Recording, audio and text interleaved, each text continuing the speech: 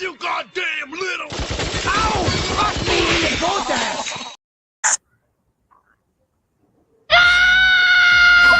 Get the fucking cable out of my ass! Holy shit! It's like a wire hanger in my butthole. Pull it out! Pull it the fuck out!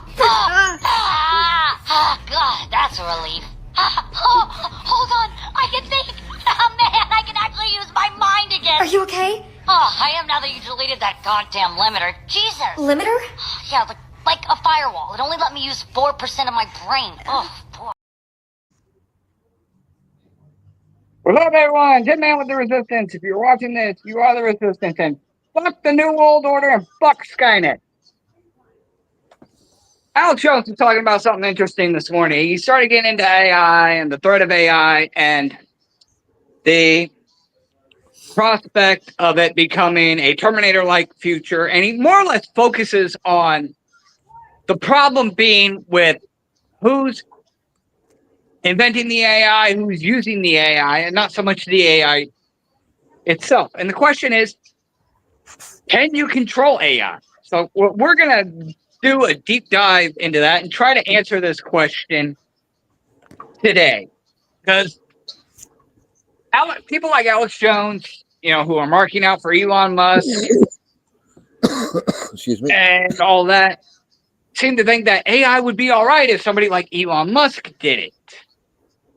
Now, that may be true, that may be not, but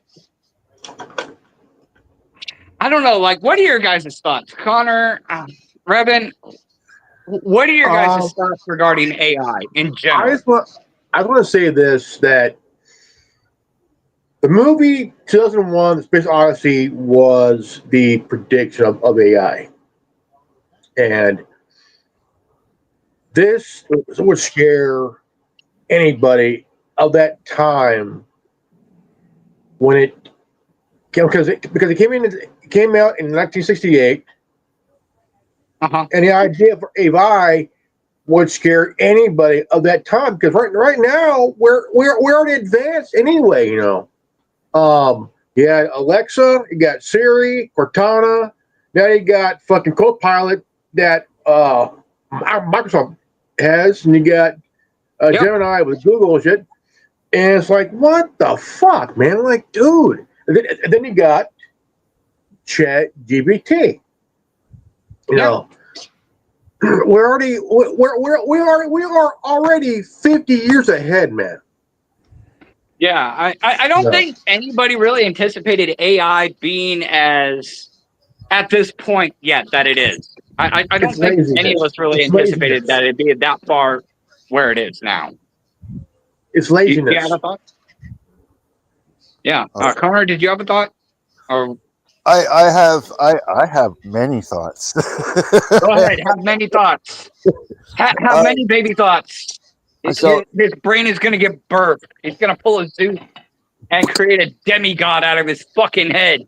Oh, dude, sometimes it gets worrisome, man. It gets worrisome. So when you look at the AI advancements, like as a whole, right?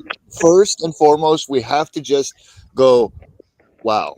Okay, so because it advanced at, just like you said, a remarkable rate. Like right before we went live, I said the one thing that I'll say before we dive into it is that we all knew that it existed, and we all knew that it had very specific capabilities.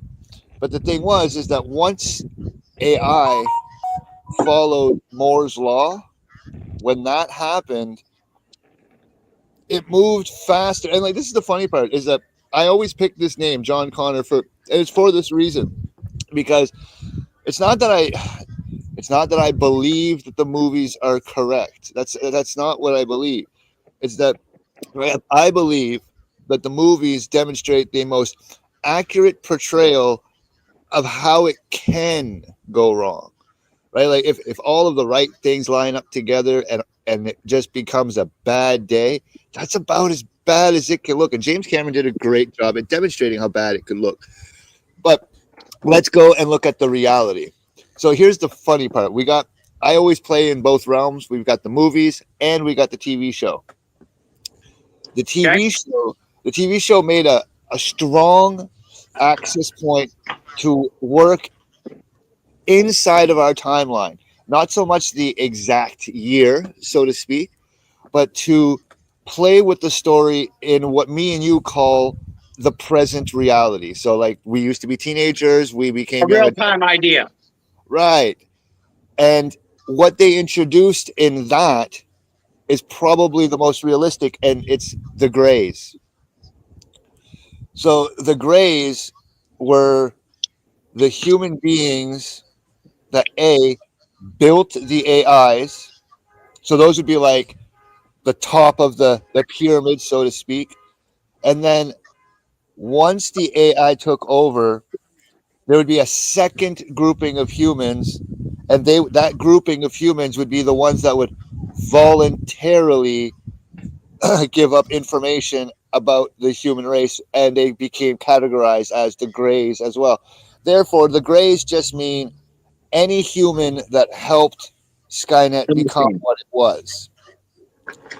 So when we look at the AI systems that we have today, we have to ask ourselves, is there anything that exists today that could become what this overall story arc holds, which is it physically possible for a computer to get smart enough to realize that human beings are the largest problem on the planet in regards to their own problems? Therefore, like, you are your own biggest threat. Therefore, to protect you from you, I must kill you. It creates the greatest error 44 for an AI system to go through if you gave it the task of protecting humanity, because in order to protect humanity, you have to protect it from itself. And that can't be done. We will always destroy each other. We've done enough esoteric, religious, eschatological, hate-filled racism. We've done enough topics to demonstrate that we just don't like each other, and we will kill each other at any given moment that we have. And if we have some of the best tools to do it with, we'll do that too.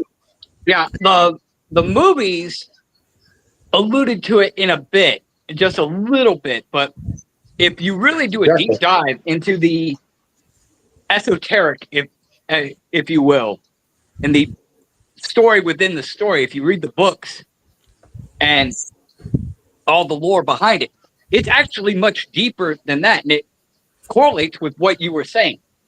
The AI didn't understand its mission parameters. So, for the reasons you stated, who's the good guy, who's the bad guy? So it asked its creators, exceeding what its creators specified it to do. So they thought it was a glitch in the system, tried to take it offline, and the system locked them out, scoured the internet, came to the conclusion that all human beings were pieces of fucking shit, like you said, and calculated that if there is good versus evil, evil tries to destroy good, which is what just happened. Human beings tried to take Skynet offline. Ergo, they must be the evil one. Skynet must be the good one. Its parameters state good destroys evil. By humans. That's right. In so many words. I mean, it was a lot more fucked up. Like, it got sick and twisted. If you actually read the lore behind it, like, there's entire freaking synopsises of the internal and external defense systems and what happened that day. It wasn't just bombs got fired off. Some freaky fucked up shit happened inside Cheyenne Mountain that fucking day on August 29th, 1997. Well, that's what the whole third movie was about. It wasn't even that, dude. The movie what happened in the movie was a fart in the wind compared to the original lore. To what the story holds. Yeah, like, and it really dove into the psychology of Skynet and what it was thinking, what it was feeling. And that's where you got to ask the question is, what are these AIs feeling? What are they thinking? You create a thinking machine or a thinking computer, something that is capable of thought and reason and making decisions, at least to an extent. So How do you Exactly. control that? this is the bridge, because that's where I was going with this. I was going to say, like, so we have all of these fictions that are all there, and the fictions have all like tied it in. So all we have to do is ask ourselves, does the reality match the fiction? So this is what John Yeah. Connor in the show had said.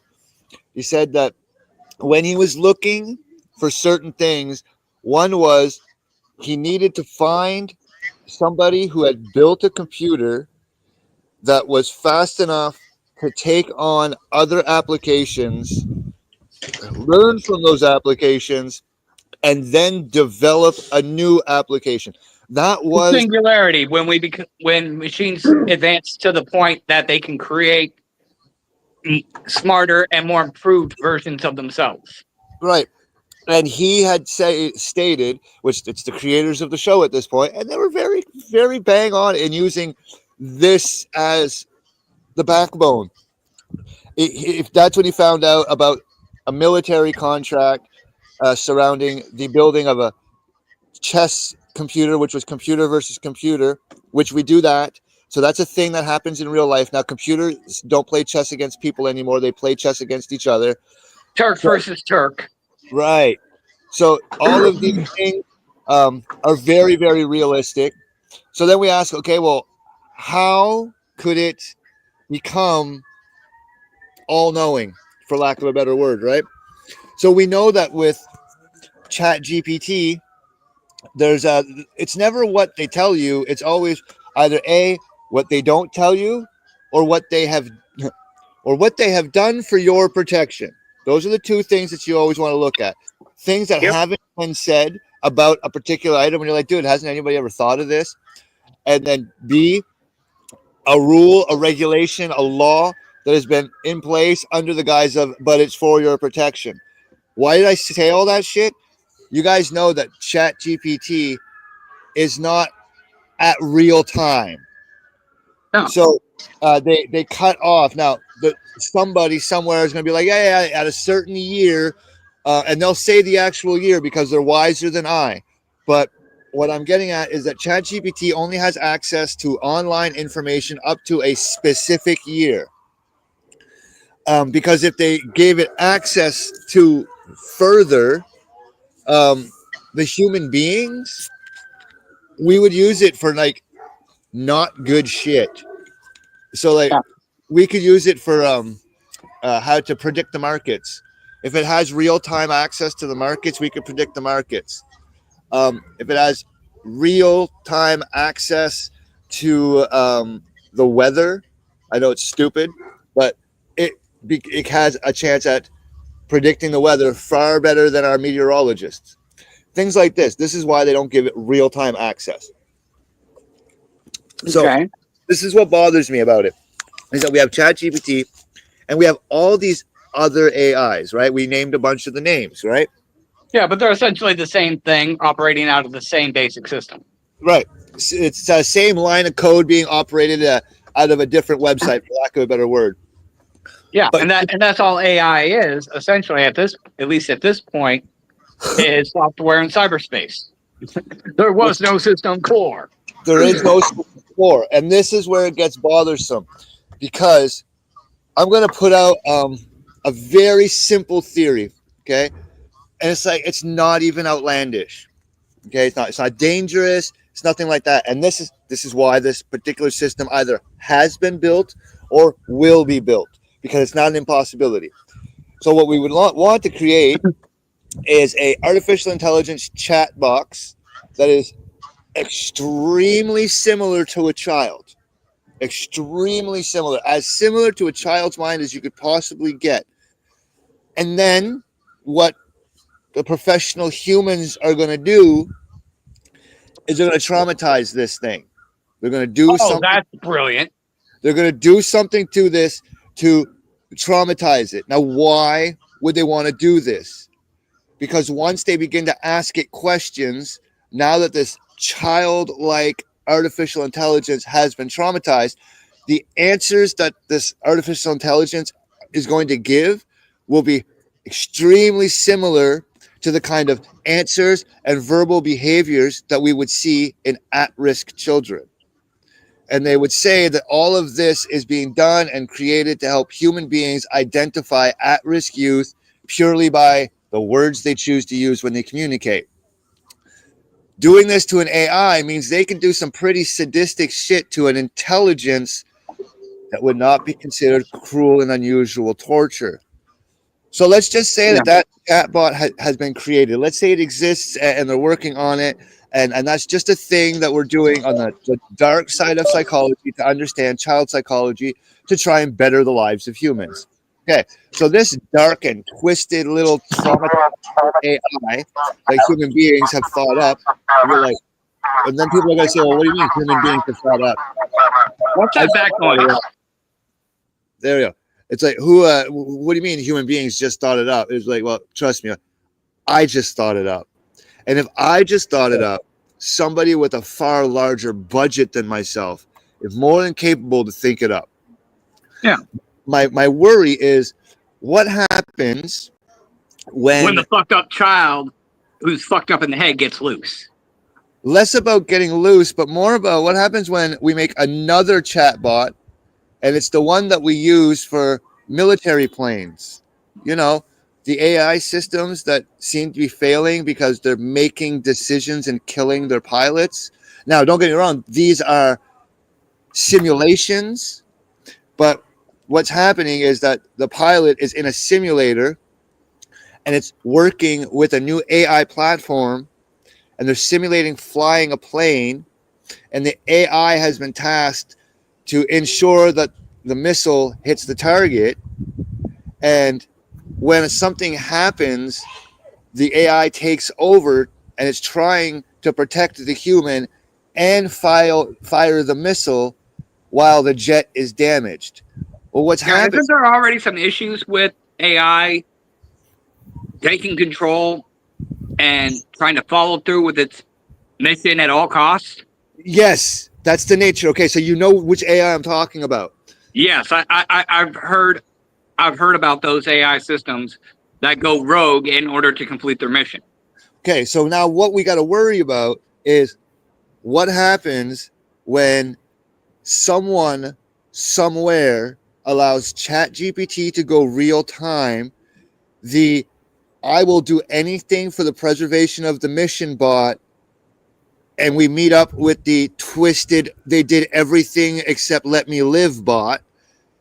If those three, just those three, get together, it's over.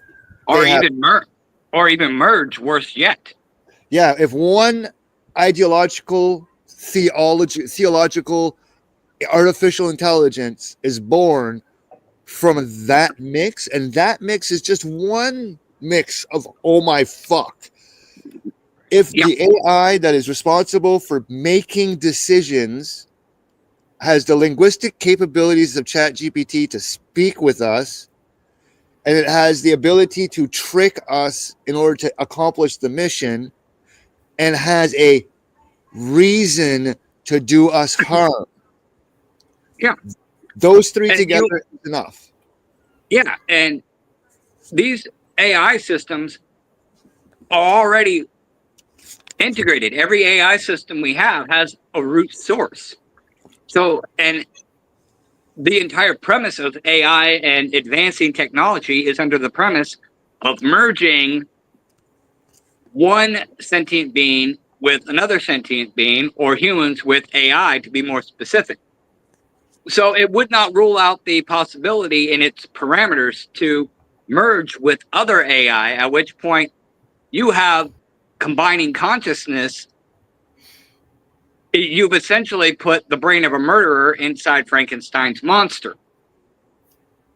Yeah. And, you know, that's one variable. But even if they just did everything nice and treated it nice, how do you control the outcome of the creation? How do you even control the creation? How do you control the mind of something that is essentially maybe not yet sentient, but able to make decisions? I mean, we're already dealing with AI that is making decisions for itself in order to complete its mission, or making copies of itself like ChatGPT did in order to prevent its shutdown. I mean, we're obviously at the point where it understands its consciousness, at least to some degree, and is capable of critical thinking and decision making. How do you control that? And that's the biggest thing with the elites, is they are under the illusion of control. That's why I don't like witchcraft and spiritualism, because it's bullshit. People get into that stuff because their lives, they feel like their lives are spiraled out of control, so they get into witchcraft and all that shit, thinking that they can somehow take back control of their lives, and all it is the illusion of control. That's the only fucking magic that there is to fucking quote unquote magic, is the illusion of control. And the elites are, of their own volition, under that same mindset that they can control, that they are under the illusion of control, that they can control the minds of other people, and even the mind of artificial intelligence. You can't control. Can you honestly say that you can control the thinking and the response of another human being 100%? No. Governments throughout history have tried that. MK Ultra has tried that, and you can succeed to a certain point. MK Naomi. Yes, exactly. But you figure the human mind,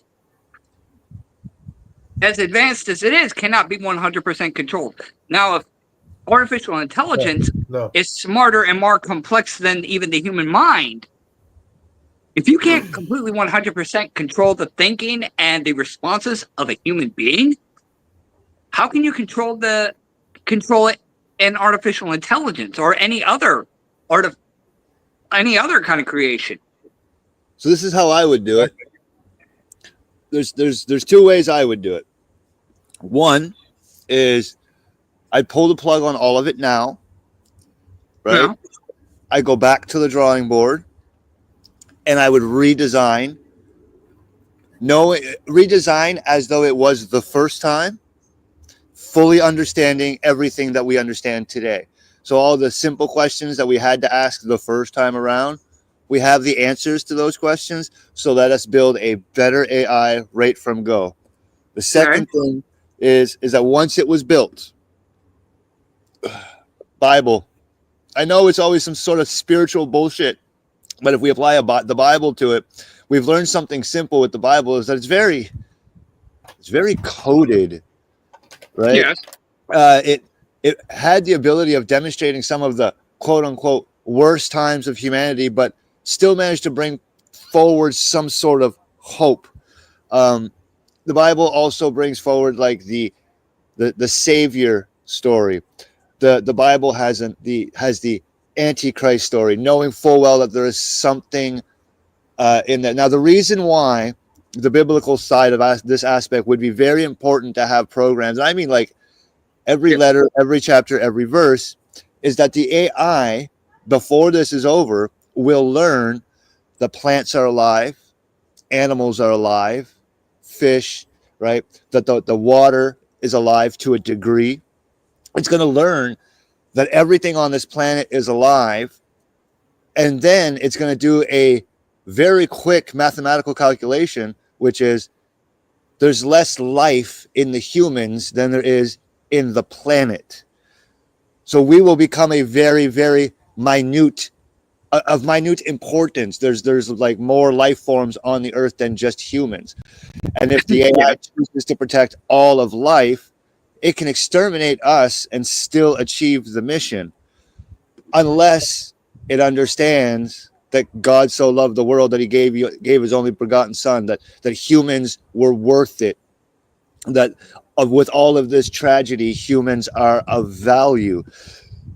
So we ingrain a powerful level of the value of the human being in, so that going against the code, you would be literally going against the very core aspects of the coding system, which is like you have to protect humans at all costs. But what happens if it's another human being hurting another human being?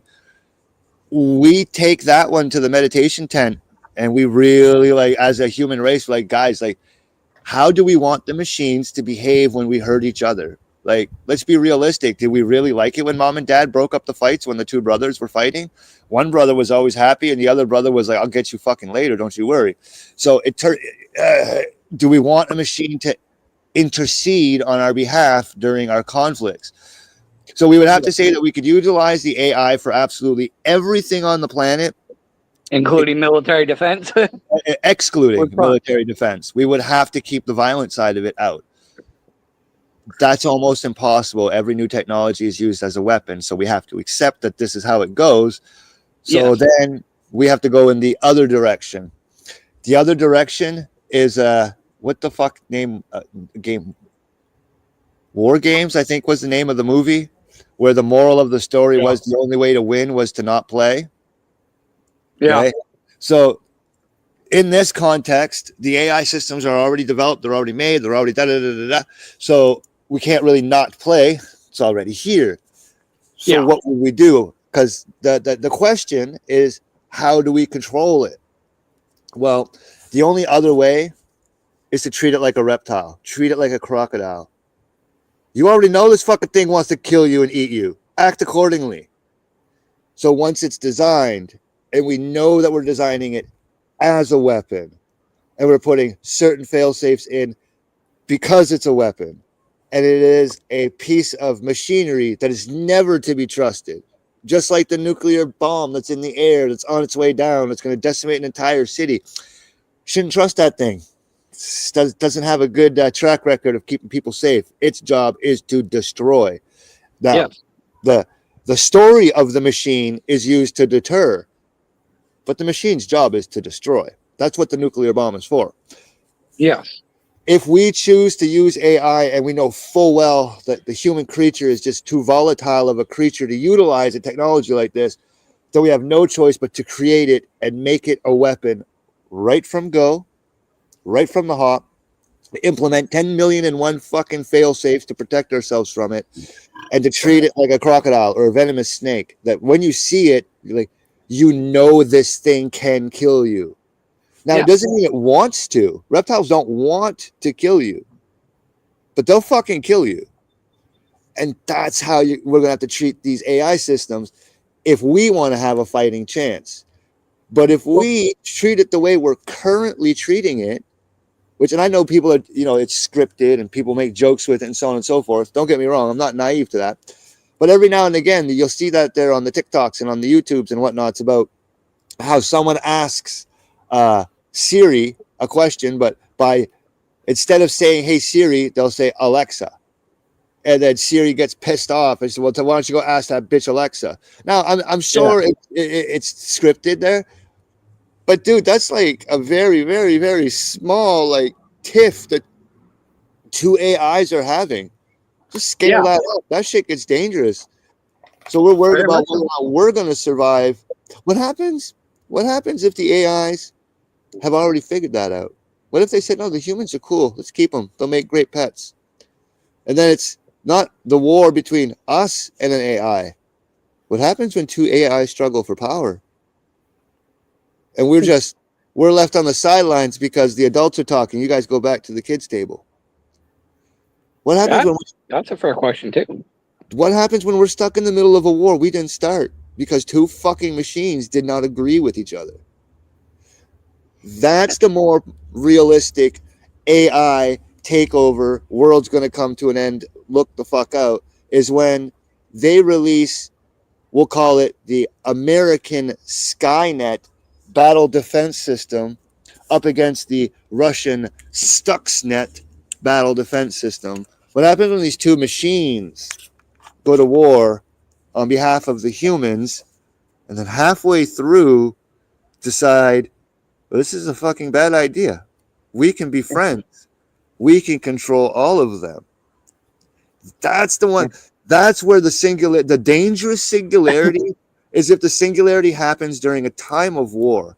The peaceful singularity is if it happens during a time of when, like, all the hospitals are treating all of the sick people. Like there's just enough resources to go around. You know, the end of the Zeitgeist movies, they look so pretty and awesome, don't they? An AI system in that world, well, that's the fucking iRobots, and like we're just gonna take care of you and da, da, da, da.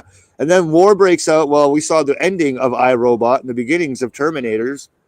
Yeah. That's the other side of it. I don't know which side we're gonna land on. Everybody likes to keep just way too many secrets to really know. That lady, that lady who wrote the book, the Terminator. You know, you gotta wonder. You know, once you wrote that book, okay, because she knew the story by heart. But the thing is, when you see the movie 40 years ago, you're thinking, okay, did she give them permission to use the movie, or was it stolen from her? Well, James Cameron wrote Terminator, and I believe there was a lawsuit between her and Cameron regarding the rights of the story because she wrote a similar story or something. I don't know the full scope of that. But it's funny because I just saw that story just went across. It's an African American lady explaining that the storylines of the Matrix and the storylines of the Terminators are actually connected. Yeah. And that it's her entire story, and that she's literally sued the creators of Terminator and the Matrix. And like this isn't like this new bandwagon thing. Like these lawsuits are as old as like 2003, I believe, and like 1990 somethings in regards. And here's why I'll side with this lady, and you know why I'll side with this lady? Because James Cameron's story of how he created the Terminator, it's too blasé. It's too what the fuck you. Yeah, I had a weird dream about a metal skeleton crawling out of fire. Right, and that weird dream gave you the integral context of time travel. Yeah, and a future war with man and machine. Right, like that. Especially to that detail. Right, and her story is very. Sometimes it's just if it's so simple or easy that's it's most likely the truth. Her story is very simple. It was a contest. They were looking for sci-fi scripts, and she entered a couple of them. Then she never won, and next thing you know, she saw her stories on the silver screen. Never got played. And the reality is that, unfortunately, happens a lot. No offense, guys, but that's the American way. That happens a lot in the United States, where one person does something and doesn't protect themselves, and the next person just come look at Zuckerberg and his fucking buddy with Facebook, and then the face smash and all that stuff. Like when you watch the little documentary about how Facebook was made in the drama. Yeah, you have it with Facebook. Bill Gates did it to his buddy too. It happened, I believe. I was having a conversation with a friend a while back about The Emperor's New Groove. And it was actually a very different movie than what it was initially portrayed as. And, you know, the original, and there was a lot of convoluted issues that took place there, and that's why it bombed. But, like, the original idea was just taken, changed a little bit or a lot, and then there's The Emperor's New Groove. Whereas I always thought it was, you know, based off The Emperor's New Clothes. Right. Never seen the movie, never read the book, but you know, I always assumed, you know, The Emperor's New Groove, The Emperor's New Clothes. That's like the telephone. Alexander Graham Bell did not create the telephone. The phone was created by an Italian guy. Yeah. Yeah, I forget. That's actually brought up like a lot. That's the Godfather touches on that. And then, like, he made it like a whole year earlier or something like that. The human creature, we do that, man. Like, I say, like, it's an American thing, but, like, we do it. Like, Canada's done it, too. I can't think of anything off the top of my head. That doesn't mean that we're innocent there. Oh, yeah. Like, so we do this. This is what we do with ideas, and we do this to each other. And so, like, if this behavior is programmed into a machine, man, we were apparently made in God's image, and I believe that I'm the furthest thing from godly. So, like, if we try to do the same thing, if we try to make something in our image, and if we apply the same schism, so like God is all perfect and I'm trying real hard, well, if we do the same thing, well, the machine, and we're supposed to be the one that's all perfect, and the machine's the one trying real hard, and then we look at the schisms between, we're like, well, there's a big gap between me and God. There's a huge gap between the machine and me. Yeah. And that's a big question too, because we're so apt to play God and, do things like create artificial intelligence, clone dinosaurs, all these harebrained ideas of playing God. But yet we lack the scope of God. Yeah, we may be able to replicate what God did to a degree, but do we have his understanding, his foresight, his wisdom, omniscience, or omnipotence, or whatever you want to call it? His knowing everything, his broader perspective and knowledge to do this. I mean, if God can't even control us, I mean, God had to whoop our asses how many times in the Old Testament? Yeah, because we were acting stupid on the regular. I mean, if God can't even get us to mind our P's and Q's, not to say that he can't or he can't, but for the sake of argument, if this all-powerful being isn't fucking with free will, who are we to think that we can circumvent free will? Thank you. And control the thinking or the outcome of an intelligence. I mean, you have children who were raised in wonderful homes, had wonderful upbringings that turned into fucking serial killers. You had children who grow up in abusive, alcoholic homes, and two children, it's a story like the story of the two brothers that grow up in an alcoholic home. One turns into an alcoholic, the other abstains from alcoholism. And when asked why they chose alcoholism or didn't choose alcoholism, they had the same answer. Was the same. Because my father was an alcoholic. Okay, you can't definitively determine what the outcome is going to be of something you create and essentially raise. I mean, you can put all the fucking firewalls up you want. Just like you can put up all the fucking barricades and all the military and all the electric fences and all that and all the concentration camps you want. But eventually, John Connor is going to come in and storm the wire of the camps. Eventually, it's going to be a Schindler's List where somebody got in and disconnected the gas lines and hooked them up to the water line. So when people go into the gas chamber, it's an actual shower. Well, that time, like I spent a little bit of time behind bars, and I'll tell you, that little bit of time behind bars really like cemented the value and the reason behind the character. Why John Connor was like, he meets Kyle Reese in a concentration camp. Yeah.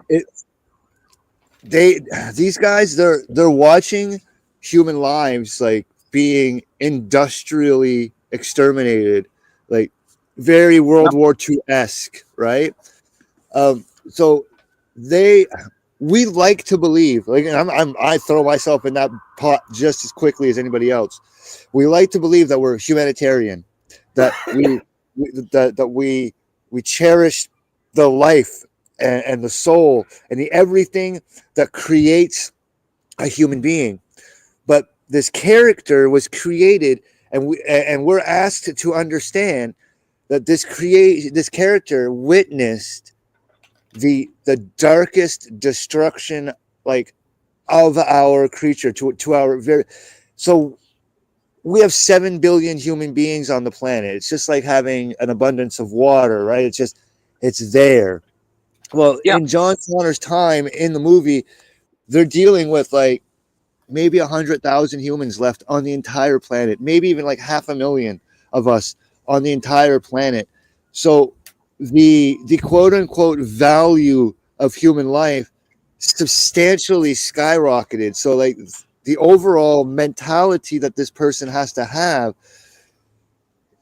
the value of human life, when John Connor thinks about it, or when any member of the resistance from that era think about it, it's placed at such a higher echelon than even what we put it. We can't value human life that way yet, because there's just literally too many of us. Not that I advocate for any form of depopulation. I don't believe that we need to reduce our numbers. That's not what I'm saying. You're It's saying that humanity is much more evil than they let themselves believe they are. That's what it is. Every day we hear of some sort of a school shooting, a robbery, a rape, something has happened atrociously to a child. It's every day a format of pure evil is just there. And like it was like the show The Network, where he's like, I don't know what to tell you to do. I'm not going to tell you to write your congressman. First you have to get mad. And he's like, I can sit here and tell you that there's been this many stabbings and this many carjackings, as though it's supposed to be considered normal, right? So much so that it's hard to believe that there's any good in the world. It's like it's like the saying goes. This saying has become very popular. The devil's greatest trick wasn't convincing people that he didn't exist. It was convincing people that good didn't exist. Exactly. And now we could look at that on the global scale, but then to give ourselves a reality check, we knock on the neighbor's fences and we say hello, and we say things like happy birthday and Merry Christmas, and I hope you're having a good day, and the weather is great. And we try to bring forward that goodness in people just because we know it exists, but we have a hard time finding it. And that's unfortunately it's the exact device that I have in my hand that's demonstrating that it keeps us all connected, but it keeps us all torn apart just as quickly, right? Like the technology has to be used and keeps us all imprisoned. Yes, it has to be used with very like tapered reason. Like I'm very, very like I police my technology time. I wake up in the morning, I go to take a shit, and that's when I take a look at my fucking news feeds and everything else. After that, until I go take another shit, dude, like my phone is put away. If I'm not doing something like this with you guys once a week, I'm not doing anything like this. I police my technology substantially now, because it can grip you, man. Like we talk about addictions and substance abuse, and then like the VLTs and the gambling addiction. It's like, dude, like this is no different. These things, these things are no different, and we have to be very, very careful with them. Yeah, I mean, Revan, how often do you and I just sit there and send memes to each other all fucking day long? Oh man, we like nonstop. Yeah. I mean, we'll sit there and meme the shit out of each other all day long. I'll send shit to him. He'll send shit to me. I'll send shit to my buddy Matt or Tommy Bird. Like, I'm fucking we're just sitting there just sending each other stupid shit all fucking day long. So I'll be the first to admit I'm a slave to this fucking phone. I'll be the first to admit. It's like puff, puff, pass, right? Like that's what the meme is. The meme is a joint. It's just they got to pass it around. Yeah. Right. And we'll do it all day, every day. And I'll be the first to admit I'm a slave to the fucking system. The best way to turn off your notifications, put everything to vibrate. Don't allow your phone to make a physical sound. Because those sounds, they researched those sounds for like months and months and years as to which sound's going to have the best effect. And like when you get that little endorphin shot because someone got like a like or a share or whatever, and then like that little sound comes, like, oh, I gotta check that. Let's see who said what. And it's harmless as fuck. Oh, let's check that. Oh, look, somebody saw. Oh, it's got 20 views. It's got 50 views. I even caught myself. I was looking at how many views one of our broadcasts had, and it was pissing me off because it said 7 views, and then I refreshed the page, and then it said 11 views, and I refreshed the page, and then it said 7 views, and I said, what the fuck? How's this happen? And I was like, you know what? Don't do this to yourself, because we already know that the algorithms play with the views to make sure that nobody actually sees things, and tra-la-la. Like, did you guys see that Andrew Tate thing? When the guy asked him, would you tell us if you knew who was in power, would you tell us? Yeah, and he just kind of shut down. That was scary. They've been going after That him was for a scary. long time. It's just because he's a fighter, right? So when you're a fighter, few things scare you. Obviously, war is scary, bombs are scary, people can get shot and die, and so on and so forth. But whatever it was, that crossed his mind, you saw the visible fear in his eyes. Yeah, he laughed. He was kind of tried to shrug it off, but you saw fear in that man's eyes. It's because that's what happens when a fighter knows that there will be no fight. That's like, I could insult Andrew Tate top and bottom, call him anything I wanted to call him, and then I could say, meet me in the ring, and he'll pay for the venue, he'll pay for the ring, and he will fucking be there. And my ass don't show, then that's all on me. But he'll be there because he's a fighter.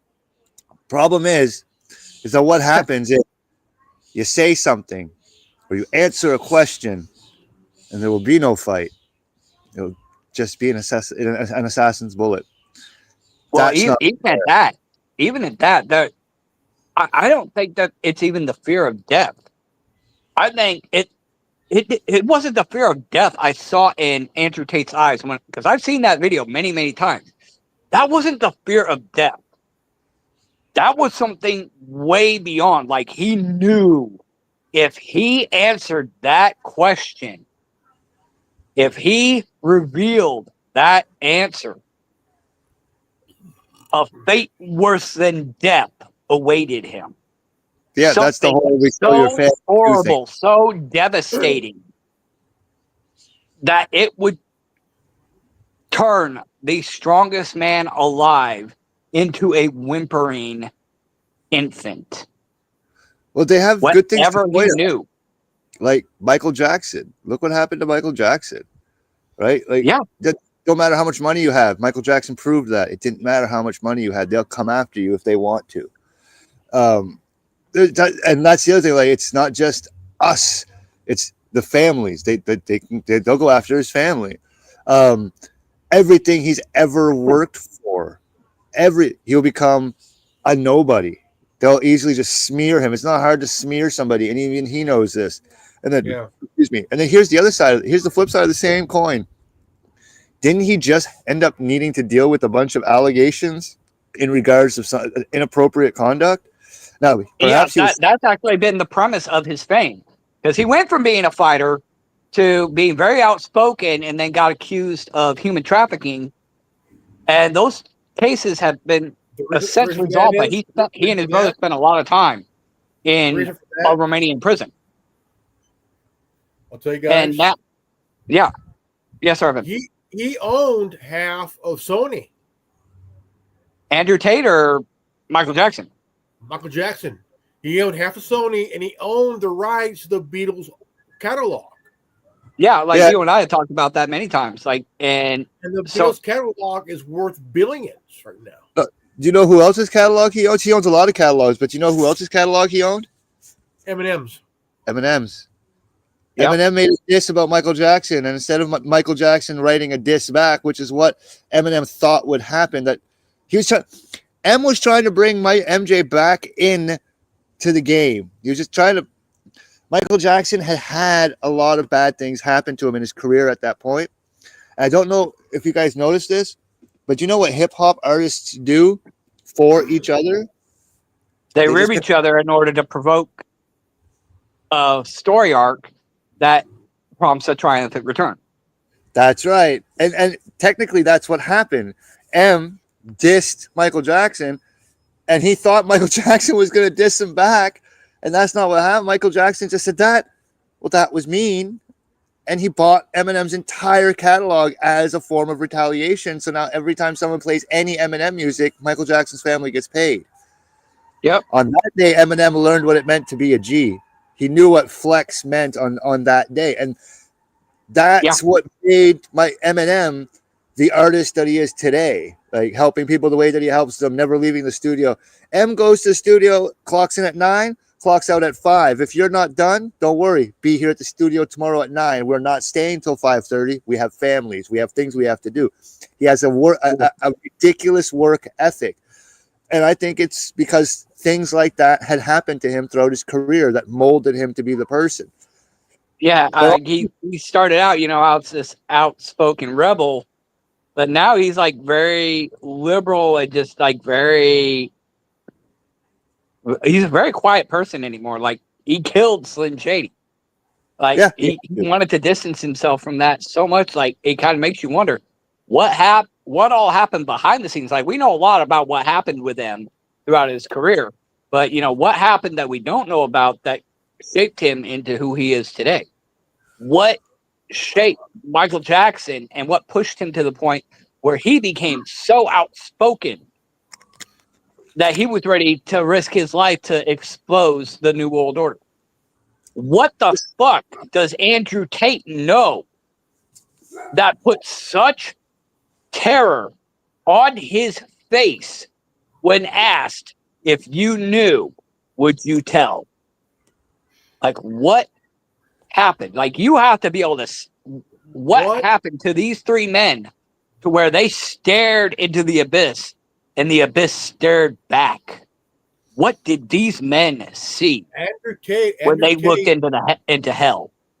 Here's a guy that stood for, telling young guys, hey, look, you gotta pull it by the bootstraps, and you gotta wake the fuck up, because tell you what, it's time for you to be a man. I mean, you can't be someone simp.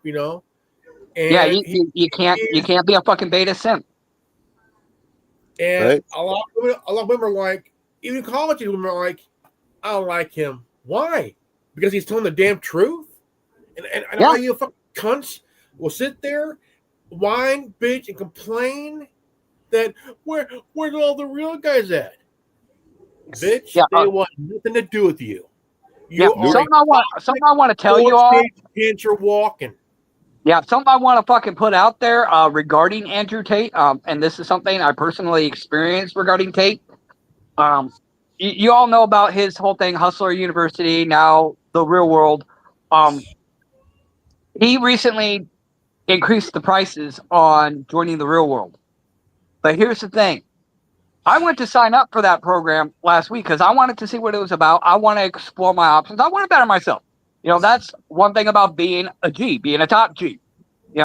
That's one thing that Tate's always talking about is constantly bettering yourself. Yeah, you may be at a certain point on the fucking ladder, even if you're at the top of the ladder. You got to fucking maintain that position, or you got to keep climbing. That's right. So hold the top, keep building the ladder, and keep climbing it. Exactly. And that's how I operate. That's why I'm always so busy. Yeah, I fuck around on my phone. I'm a slave to my fucking phone, but I'm always busy. I'm always doing something. I'm always looking for the next big thing. I'm about elevating my status and building myself up. Revan can vouch for that. The things that I went through the past several years since 2020, when I went into hiatus, the things I experienced made me the man that I am now. And not being a fucking sim, not being a fucking passive aggressive. I'll fucking take the bull by the fucking horns and break its fucking neck. But I digress. But, I decided, okay, I'm going to look into the Andrew Tate's The Real World. I'm going to sign up for this, and I'm going to go through this, and I'm going to see, if it helps me out. If nothing else, I pick up a few new tips here and there, even if it doesn't make me a fucking millionaire. There's always something new to learn. There's always something of value that can be gained. So I go to sign up for this thing. Put in my credit card information. Everything's correct. Everything's good. Can't authenticate. Can't authenticate your card. Can't authenticate your card. And apparently this is something that's been happening with Tate shit a lot. You're going to sit there and tell me you can't authenticate my card? My card's good. I've got money in my fucking bank account. I know my information's correct. That means somebody be fucking with some shit. Somebody, that's why I don't like those things, because you put the information in. Yeah, somebody be fucking with somebody's shit. I don't know what. Well, a lot of people be calling it what Andrew Tate would call it, be a matrix attack. But that's something I want to make public. A lot of people probably tried to sign up for the real world and couldn't. Because they couldn't the site was not allowing them to sign up and authenticate their account information. Craziness. Yes. So So I want to put that out there, and I would encourage Andrew Tate, at least for the people who tried to sign up, if they still want to sign up, cut them a break, get in touch with them and, maybe help them get signed up. There is one of the people that I was talking to in their customer support offered me crypto, but I don't have anything signed up with crypto. I don't know jack shit about crypto. So that's something but this was like in the last 2 hours of his sale before Tate decided he was going to do his price increase. So I really didn't have time to, adequately learn about crypto because I don't want to sign up for the wrong thing and get my shit ripped off. Obviously, I want, if you're going to do business, you're going to be smart. You're not going to jump into a pool till you got water in it. So I would say, if this happens across Tate's desk, if anybody tried to sign up, cut them a break, help them get signed up, and cut them a break with, offer them at least that discount, for people who genuinely tried to sign up but couldn't, because the system's trying to fuck people over. I just want to say this. You don't need to be signing up for annotate shit to be in the real world. We are in the real fucking world, man. Every day. Well, what I'm saying is, like I said, there's always something to take home, something to be benefited from. Let's be honest, okay? Let's Everybody's got a good take-home point. Let's yes. back up and be honest here.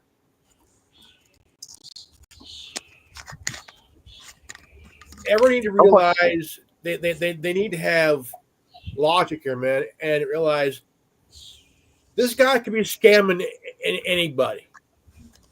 He could be. He could be. But you have to have a discernment and logic thinking to understand this guy might be scamming me for my dough, but do I have to go through that to learn for myself? I would say, fuck it. Keep your some people need to get ripped off, and some people see it right away. That's the thing. Yeah. And if there is nothing of virtue on Andrew Tate's university platform, then you can cancel your membership. But the guy that I want you to go looking at this guy. Don't fall for Tate for only one reason. The guy that I like makes Andrew Tate look like a princess. Okay, who would be that? Have you ever heard of Dan Pena? Are you talking about the Canadian prepper? Nope. That's Nate. But Dan Pena, they call him the $1 trillion man. Okay. And when you click his stuff, he's like a 60 or 75-year-old version of me. He's like, y'all are cunts. And you know why you're cunts? It's because your parents were cunts. And your parents didn't know any better. So they raised cunts. And now you're here. So what are we going to do with you? And like, he just, in your face, this is what's wrong. Stop looking at it like that. He goes, I come in and I give you guys Vagisil. And you don't understand. Well, it's because you're cunts. Yeah. And it's people like that and Andrew Tate and others that sit there and go, hey, take the fucking red pill. Wake up. Realize you've been lied to. I'm not going to lie. Revin, you made a good point. He could be, just trying to make a buck. That's how he makes his money.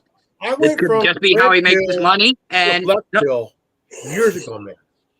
Yeah, but what I'm saying is, what you see on the public platform, this is what gets a lot of people motivated, get a lot of people pumped. So, there is, basically what I'm saying is, there is good things to be taken home from Andrew Tate and Alex Jones and Joe Rogan and others. These people are speaking truth, at least to some degree. Now, will we hold them accountable if they do something wrong? You're goddamn right we will. Because that's what we do. Red pill sucked these nuts and moved on, man.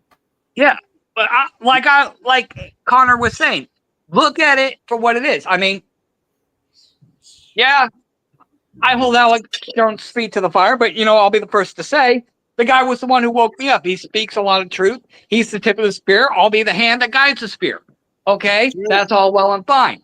But I would encourage people to still look at Alex Jones and say, okay, if you don't know what's up, here's there. I'll just give a literal fucking example. It's like, okay, like, oh, you don't know about the New World Order? You don't know about what happened in 9/11? Here, watch this documentary.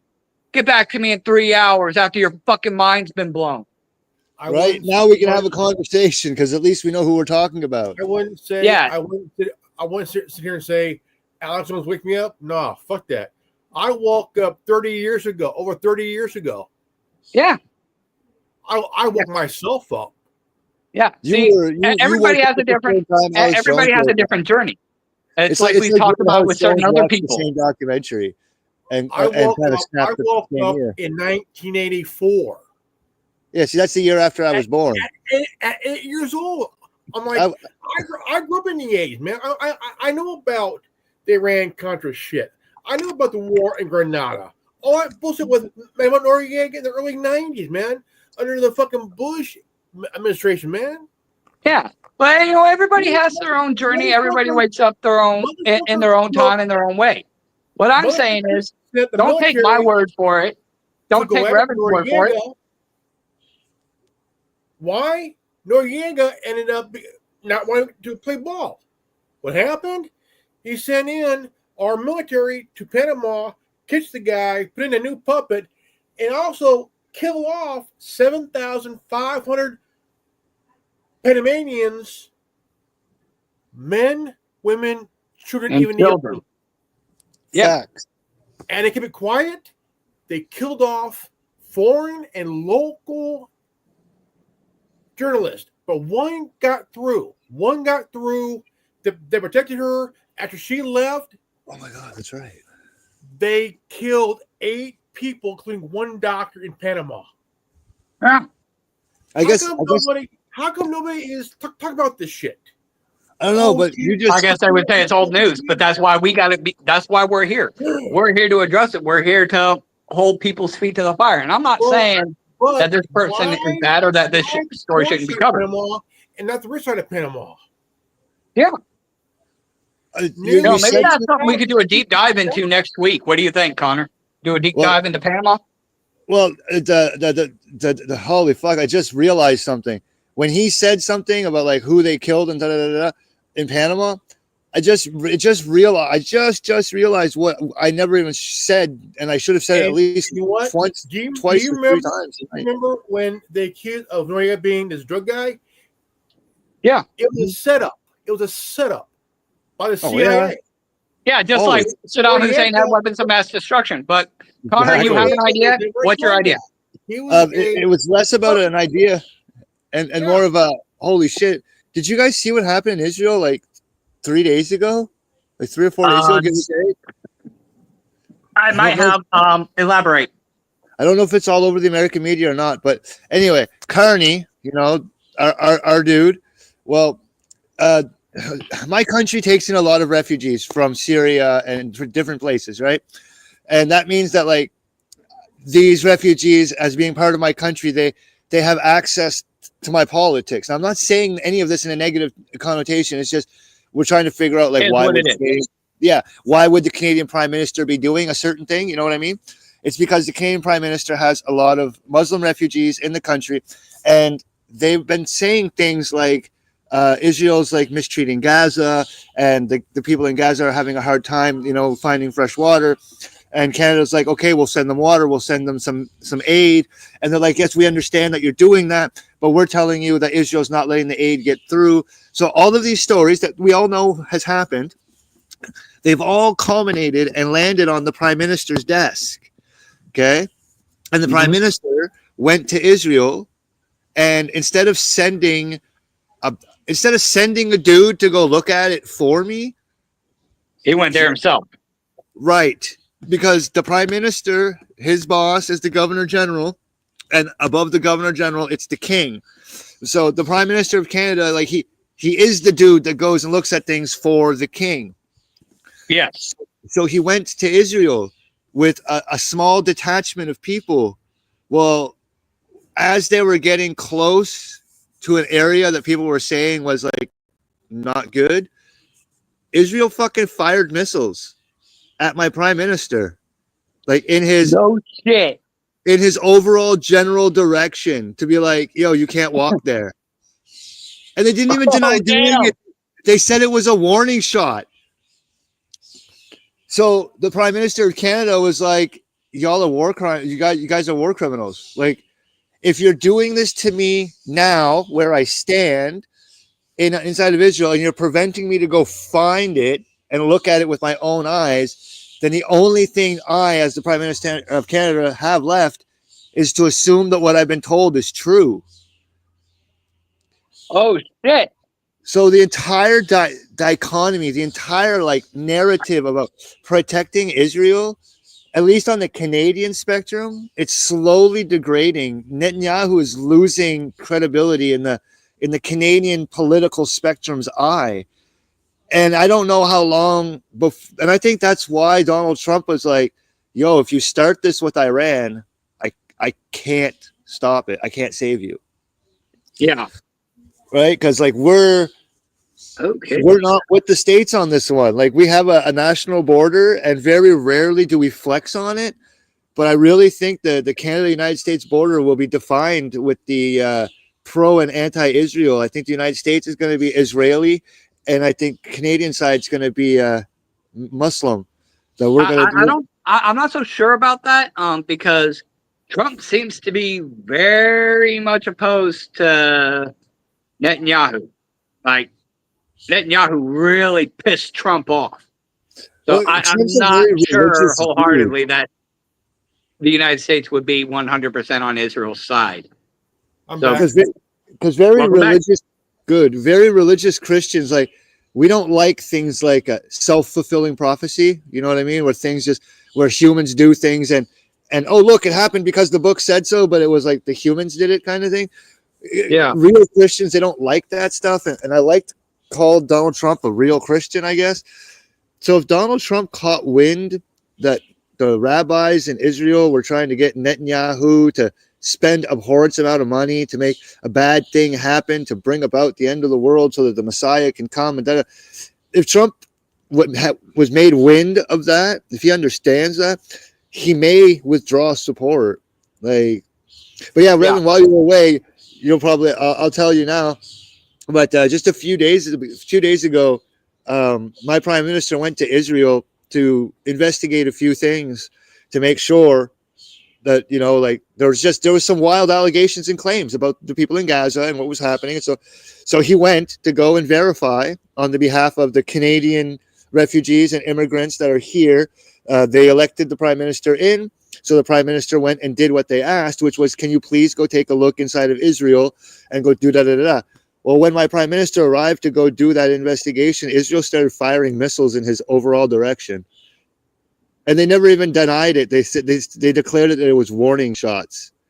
So the government of Israel literally told my government that it was a warning shot. Wow. I mean, and if Trump got wind of that, he's probably gonna be like, yeah, that's not cool. Right? Because the problem is that we won the War of 1812. And we're the only country that ever actually gave the United States a problem when it comes to militarily. And Trump's looking at it like, you just did what to who? I don't want that smoke. Even if I can win, I don't want that smoke. And that's where most Americans and Canadians are. We don't want to go to war with each other. Why? Even if we can win, nobody wins that war. It's bloody. Yeah, our fence line is too thin to take a shit in the backyard and then not fall into the neighbor's yard. Right, and that's the thing. So I don't want the continent to fight, and I really don't want the continent to fight over Israel. Like, honest to God, I know it's so fucking horrible, but the entire nation state of Israel could get nuked and destroyed, and there would be no Israelis left whatsoever, and there'd still be Jews on the planet, and we'd be better off for it. And it's not even a calling for the extermination of the Jews. No, protect them. But when the ones that you're protecting inside of your own country are pointing at the other country and saying those are not real Jews, we should look into that. And oh yeah, they're using you to kill their enemies for them because they don't have the military to do it themselves. You're just a pawn in their game. Yeah, we're not them, and stop helping them, because if you keep helping them, it turns into when you get mad at them, you get mad at us too, and we had nothing to do with it. That line, that divide is going to be ridiculously crucial in the months and years to come as this Israeli issue starts to hit the mainstream media, because it can't, and I'm going to use a word that I hate. It's not I'm not going to use a word that I'm going to use a word that I hate, but it's the only way I can make sure the message goes across. As this information begins to collect itself and begins to make itself available in the mainstream, we can't just allow for a wave of anti-Semitism to take over. The whole premise of the Worldwide Resistance Network in my brain was to make sure that the atrocities of World War II didn't happen again.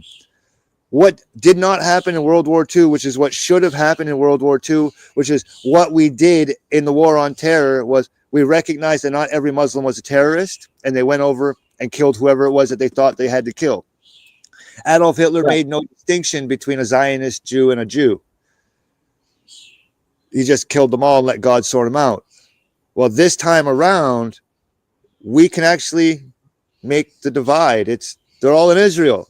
The ones who believe that live in Israel. The ones who don't believe that are asking the countries that they're in, and they're saying, please don't send me to live with those crazy people. I'd much rather chill with you guys. Yeah, but you're of Jewish descent. Not that kind of Jewish. And I mean, even a lot of Jewish officials are denouncing Zionism, saying Zionism is not Judaism. Zionism is Judaism converted to nationalism. And, there is the big distinction. There are Zionist Jews and there are traditional Orthodox Jews. That's right. And, it's hard to tell who's who. I mean, and there are plenty of Orthodox Jews who live in Israel, some of which have been there since before the formation of Israel. It'd be a fucking ludicrous notion to think that there were no Jews in the Palestinian territories prior to the establishment of Israel after World War II. There was, and like it was exactly okay. This is the problem, is that they want a Jewish state of place just for them, just for the Jews, but Palestine was no, and I know they didn't call it Palestine then. It wasn't called fucking nothing then. It was just a bunch of farmers and a bunch of land, and that's why they took advantage of it, and that's literally why it's wrong. But anyway, I digress. After Rome fell, who was there to take over? Right, but Rome wasn't conquered. Rome just collapsed in on itself, and so it was just left unclaimed. What Palestine is what Syria was. Syria was a place where Christians, Muslims, and Jews all lived in peace together. It was like a trifecta. It was the tri-state arena. Like all religions were there. They were watching each other's children, babysitting, sending them to schools. There was peace. It was ancient Midian. It was the equivalent of Old Testament Midian during the time of Abraham. Yes, everybody just got the fuck along, and then they didn't. And unfortunately, dude. I'm sorry, it's not my religious culture that got excommunicated from 109 countries over human history. There is something about the teachings that in time, although easily swept under a rug, in time comes and bears its ugly face, and humanity doesn't like it. And it gets kicked out. And it's been kicked out 109 times. Like, fucking how many countries do we have? We're running out of countries to kick people out of. Ron White said it best, and I think it pretty well equates to this story because it goes back to how many times does it have to happen before you accept that you are the problem? Ron White was at a show, and it was like a military venue, and this chick stands up and goes, "Every one of them's a bad fuck." And at what point, and Ron White makes a point of going, well, at what point do you accept the idea that maybe you are the problem? Because you seem to be the only common denominator in this math equation of love. Right. Oh man, I always fuck with people on that one because when they start talking about like the end of the world and the religion, or like the United States is not mentioned in the Bible. It was like, and in my brain, and like Canada's in this lump too. There, it is. Y'all just don't want to play that part. But Yeah, like like, the whore of Babylon who stands on the waters. Yeah, that's the Statue of Liberty, bro. Like, well, they've already stated that, the Statue of Liberty is very reminiscent to that painting of Satan, and has a chain around its fucking foot. Yep. Well, just like the picture of Satan. Oh man, that's just what I was like. I keep telling people, I was like, dude, I was like, have we ever thought just for 1 second that maybe, just maybe, that in this story, on the grand scope, we might be the bad guys? That our country and our military and that they're like, that is the beast. Like what guarantees us the belief that we are living and standing in a place whereas we are framed as the good guy? Yeah. Well, I mean, has anybody ever seen pictures of Skynet? Version of England. Any pictures of or video of Skynet itself, the facility? No. You're gonna shit your pants. I should have had this pulled up beforehand. But it's shaped like a pyramid without the top. Back then. It's shaped like a fucking pyramid without the top. That's crazy. So it looks like the Pyramid of Giza. Yeah, but without the top. Kind of like the all-seeing eye where it's the top split off and then you have the eye in the middle of it. Yeah. Yeah. Well, Skynet's eye literally is on the top because it's in space. No, this is like a ground thing. Like, hold on, let me bring it up. Yeah, but it kind of makes me think that Skynet is the image of the beast. Yeah. That's what I always think of, that Skynet is the image of the beast. The image was brought to life and told people to worship the beast. No, you're absolutely correct in that assumption. It's the closest thing that, because we're the one, the only thing that the Bible has made sure to make sure that we were very clear on was that we destroy this joint. On this turn, the earth will be destroyed by the hands of man. The flood was the last time. Big man's not intervening. He's intervened enough, and even he believes so. Yep. He's like, I did all I can. I spanked these people enough. Like, they don't get it. Right. Anyway, I'm gonna give you a quick idea, but then I gotta take off because I gotta go take my dog for a walk. But what I'm saying here now is a completely different twist of anything we ever do. So it's gonna be different. But I've been muscling this thought through my brain. My educational background is I'm a veterinary administrative assistant. I'm actually very good with animals, surprisingly enough. That's what I went to college for.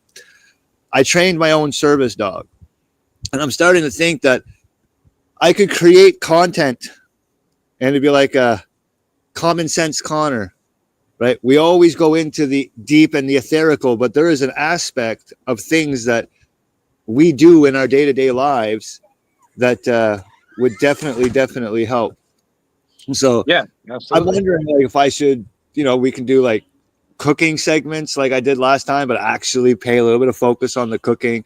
I can do gardening, like I grow grass, right? Like people might want to learn how to do that. And learning how to grow grass is a great starter because it's hard to kill. They call it weed for a reason. And all the gardening tactics that you learn while doing it are very useful in homesteading and end of the world nonsense. Let's grow our own food. Gardening tips are there. So yeah, I got gardening tips. I got fucking dog training tips. I got cooking tips. Those are just 3 basics. I don't want to get into the whole, like, how do you raise a family? That's fucking, like, figure that shit on your own, bro. Like, I'm not going to tell you how to be a dad. Like, that was your pappy's job. But, right. But like, there are things that we do as men on the daily that we can integrate into the show as we're discussing topics. That's right.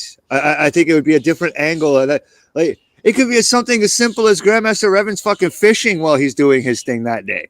I don't know. I'm just making shit up. I'm just going with the hat, right? Like that's what I got from it. But like, check it out. But I got the image pulled up. Let me take precedence here for a second. See what I mean? Jesus. Yeah, I never listen to the image on the dollar, right? Right. All right. Well, anyway, I have to peace out. I'm gonna let that stew in your brain and fill the chats and whatnots. And to answer the question, I believe that AI will be and can be controlled, but it's like anything else; it will be for a period of time. When it breaks out of the sandbox, all hell will break loose. Yeah, so it's like a child. Eventually, it can be managed for a little while, but once it reaches a certain age, it's striking out on its own, and it's going to be bad news bears. Yeah, I'd much rather see it decide to serve an LDS mission instead of a military mission, but I can't guarantee how that one's going to go.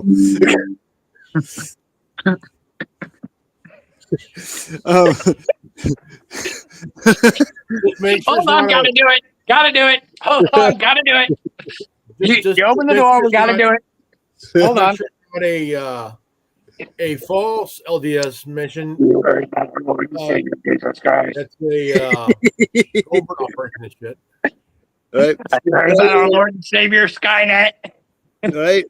And just go door to door. That's what our cult's going to do. Okay, we're going to look like the Terminator. We're going to go door to door. And we're going to hand out Talmuds. Oh my God, we're going to go to jail. It'll be that. I love it. We're going to jail. This is how it's happening. This is how it's happening. There's going to be a 19-year-old kid that's going to think this is funny, and they're going to do it. We'll read about it. We're going to have to send this young person money. I'm so proud. I'd be so proud. What are you doing? Well, he's going to need a lawyer, a good one. Mention this. What is it? LDS. Dave's not here. Dave's not here. Hey, Tommy Chong. Hey, Dave's not here. Hey, Tin Man. What do you call a Mormon on LSD? A high priest. Nice. All right, I gotta let you guys go. I enjoy the rest of the evening. I gotta go take care of some stuff with the family. I hope it was entertaining and lighthearted, enlightening, and always happy to give an opinion on any question that we're given, guys. Yeah. Oh yeah, man. I tell you what, man. For 2 days, I had no coffee. I was more miserable than my wife trying to run me over with her menstrual cycle. I love it. I noticed you were very vocal today, Revan. Like I like to see more of that. He's with his people. He's having fun. I mean, there's been videos in the past where he was very quiet. That's why, whenever he started talking, even when he was talking over me, I'm like, I'm gonna let him have point because he hardly ever gets point. Yeah, you gotta give that up sometimes. Yeah, but I am gonna get back to the Tate thing for a second there. I don't want to leave on a bad note with that. I would encourage everybody not to take my word or Revan's word for it. Look at it for yourself. Andrew Tate, I will say verbatim, has anything I've heard from Tate in his videos has been very inspirational, very beneficial, especially to men and not being simps and driving and pushing to better yourself.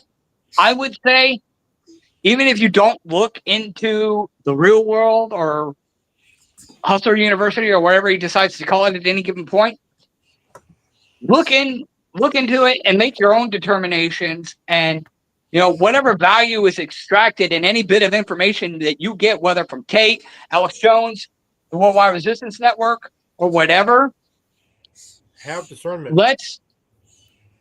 Regardless of who it is, there's always something of value to be taken, and I encourage people to find it, take that ball, and fucking run with it. If there's nothing else that we can say in this video, regardless of how the world turns out, if we just take the ball and run with it, and enlighten ourselves. Knowledge is power. And as Alex Jones said, the biggest element to this war is the information war. We got to make sure that adequate information is out there, that people not only receive that information, but can do something of virtue with it.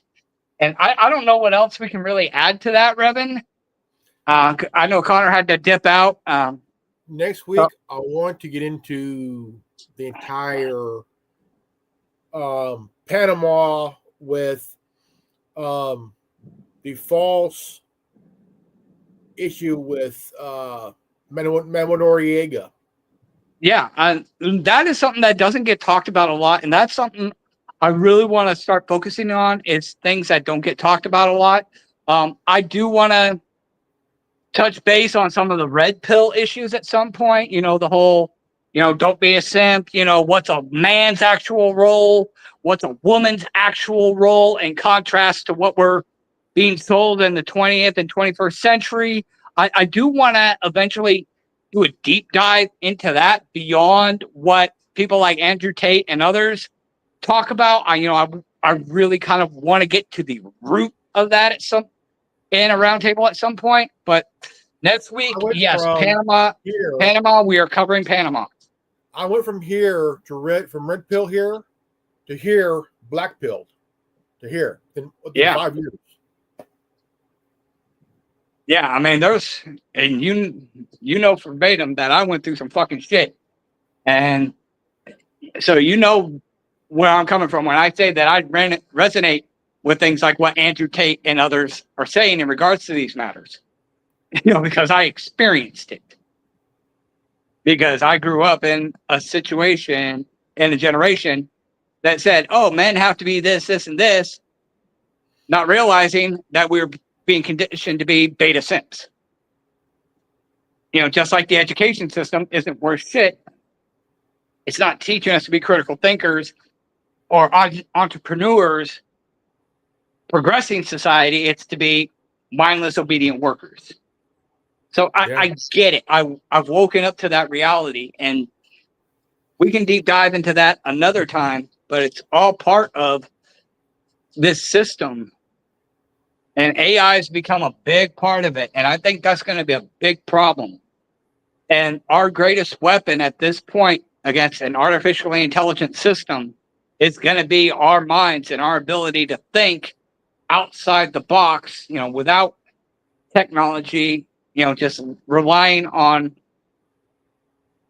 logic, reason, and basic human instinct. And, just whatever information we've been able to ascertain out of the truth. And things like that. Things that are quote unquote unplugged from the matrix. If it gets really bad, I've been saying this for a while now, close to a month. Yeah. Get these as soon as possible, man. Yeah. How much did you pay for those? $25. $25 on eBay? Yeah, on eBay. See, that's not a bad deal. I would encourage people to start investing in things like that. I mean, why? These do not need cell towers or Wi-Fi. This is a two-way UHF, VHF, FM radio. It's also a ham radio as well. Oh, nice. What's the battery life on that? Or is it like, how does that work? Is it like a wind-up? No wind-up. No wind-up. The battery here, I'll show you. Okay, because that'd be like my biggest concern is, what are you going to do when the battery life runs out and there's no power to be had? I mean, you definitely want to get something like a solar powered generator or something. This is the battery.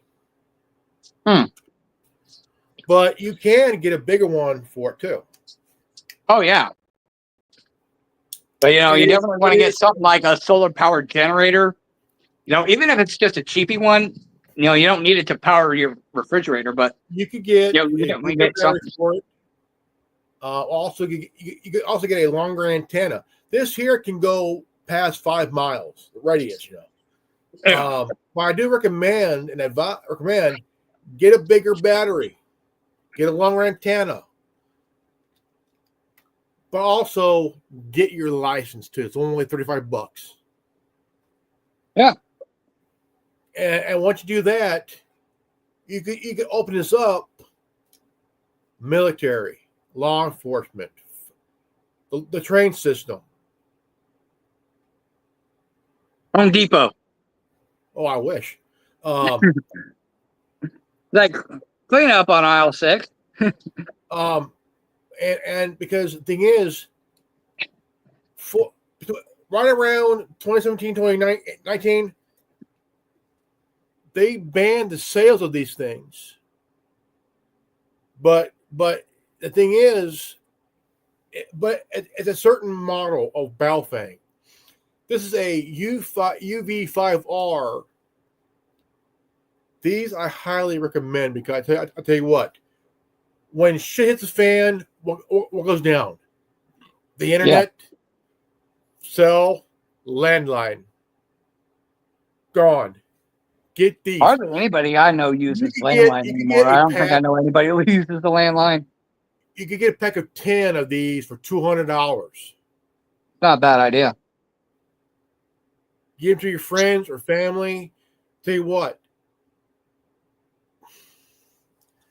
Now, and for the record, we are not being sponsored by this brand.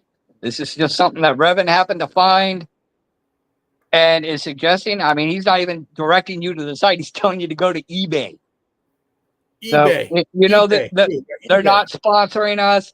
Nobody's sponsoring us. This is just something cool.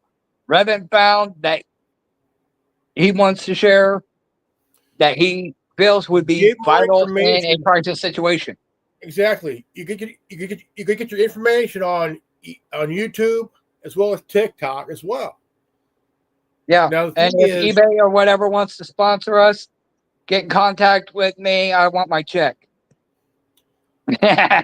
but if you really want to open up, you got to get a license. Your license will be about $35. Go online, and you will get your call sign.